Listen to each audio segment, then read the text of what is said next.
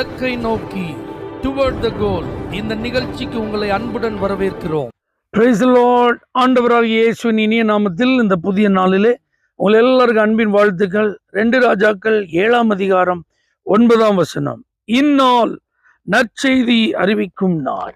ஒரு 4 குஷ்டரோகிகள் இஸ்ரவேல் ஜனத்தை சீரியர் முற்றுகையிட்டு கடும் பஞ்சம், பயங்கரமான தட்டுப்பாடு, வறட்சி, கோதுமை எல்லாம் கிடைக்க மாட்டேன்ட்டு, கழுத தலை விலைக்கு வந்துட்டு, புறாவுக்கு போடுற பயிர் சாப்பிட்ற ஆகாரமா மாறிட்டு, பிள்ளைய சமைச்சு சாப்பிட்ற அளவுக்கு கொடூரம்.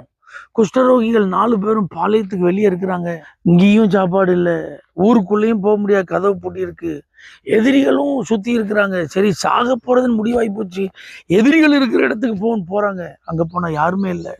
ஒரு கூடாரத்துக்குள்ள போய் பாக்குறாங்க, ஆகாரம் திருப்தியா சாப்பிட்றாங்க. அடுத்த கூடாரத்துக்கு போறாங்க, சாப்பிட்றாங்க. இப்ப சாப்பிட முடியாதுல எடுத்துக்கிறாங்க. இப்ப அடுத்த கூடாரத்துக்கு போறாங்க. இப்படியே இருக்கும்போது நாம செய்யறது தப்பு. இது நற்செய்தி அறிவிக்கணும். ஏன்னா தேசம் பஞ்சத்துல இருக்கு, வறட்சியில இருக்கு, சாப்பாடு இல்லாம இருக்கிறாங்க, குறைவு இல்லாம இருக்கிறாங்க, சத்துருக்களை நினைச்சு பயந்துட்டு இருக்காங்க.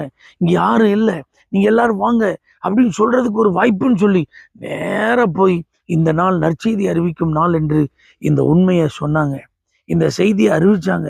ராஜா ஆள் அனுப்பி அது உண்மைதானான்னு பார்த்தான்.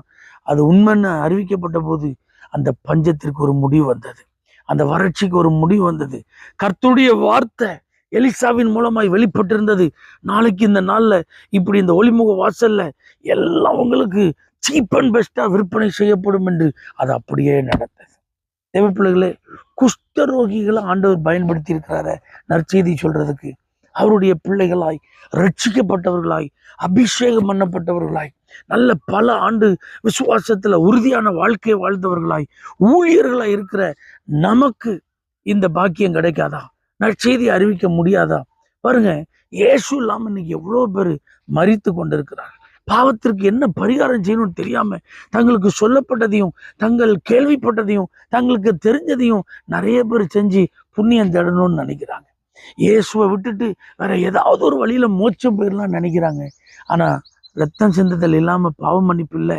இயேசுவாலே அன்றி மனிதர்கள் ரட்சிக்கப்படுவதற்கு வேற ஒரு நாமம் கட்டளையிடப்படல. அவருடைய ரத்தம் தான் சகல பாவத்தை நீக்கி சுத்திகரிக்கும். பரலோகத்துக்கு போகணும்னா ஒரே வழி இயேசு தான்.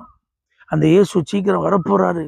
அந்த இயேசு இந்த பூமியில நம்மை போல ஒரு மனிதனா வாழ்ந்து தன்னுடைய உயிரை கொடுத்து அடக்கம் பண்ணப்பட்டு 3ஆவது நாள் உயிர் தெழுந்து இன்னைக்கும் உயிரோடு இருக்கிறாரு. சீக்கிரம் அந்த இயேசு உங்களை சந்திப்பதற்கு முன்பு நீங்க மனம் திரும்புங்கன்னு சொல்லி ஒரு நற்செய்தியை நம்ம அறிவிக்கணுமே. இது நம்மளால முடியாதா? இந்த நற்செய்தி அறிவிக்கிற நாள். டெய்லி நீங்க எழும்பும்போது இந்த வார்த்தையை நினைச்சுக்கோங்க, இந்நாள் நற்செய்தி அறிவிக்கிற நாள். ஏன்னா ஜனங்கள் பாவத்துல வாடிட்டு இருக்கிறாங்க. அவங்க எதிர்காலம் இல்லாம பயந்து போயிருக்கிறாங்க. பரலோகத்துக்கு போறதுக்கு வழி தெரியாம அடைக்கப்பட்ட நிலையில இருக்கிறாங்க. அவங்களுக்கு நற்செய்தியை சொல்ல கர்த்தர் உங்களே என்னையும் தான் எதிர்பார்க்கிறான். ஒரு குஷ்டரோகிகள் ஒரு தேசத்திற்கே ஒரு நல்ல செய்தியை சொல்லி அந்த ஒரு மாற்றத்தை உண்டாக்க முடியும்னா, வாழ்க்கையில மாற்றத்தை உண்டாக்கும் நற்செய்தி நம்மிடத்துல இருக்கு. ரட்சிப்புக்கு ஏற்ற செய்தி நம்மிடத்துல இருக்கு. பரலோகத்துக்கு ஒரு மனுஷனை கொண்டு போய் சேர்க்கும் செய்தி நம்மிடத்தில் இருக்கிறது. பாவ மன்னிப்பிற்கு என்ன வழி என்கிற நற்செய்தி நம்மிடத்தில் இருக்கிறது. ஆகவே தேவ பிள்ளைகளே, இந்த வாய்ப்பை தவற விட வேண்டாம். அவங்க சொல்றாங்க, இதை நம்ம செய்யலைன்னா குற்றம் நம்மேல் சுமரும். நற்செய்தியை அறிவிக்கலைன்னா அந்த பாவம் நம்மை தான் சேரும்.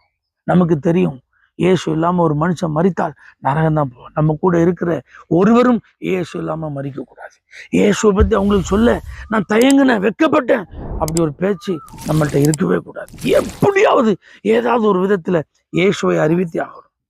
கண்டிப்பா உங்களே ஆண்டவரால் பயன்படுத்த முடியும். விசுவாசிகள், நற்செய்தியை அறிவிக்கும் நாள் இது.